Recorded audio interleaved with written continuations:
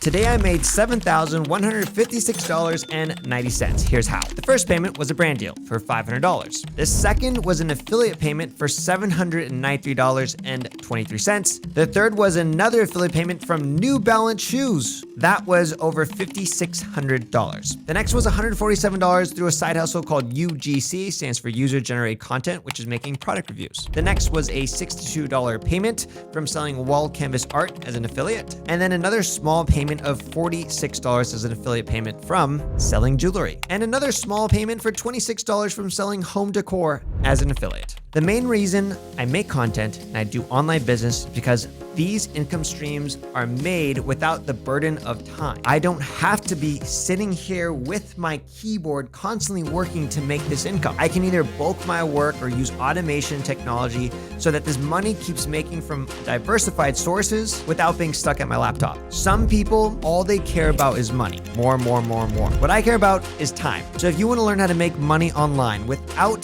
the burden of constantly trading time for dollars, comment the word time below.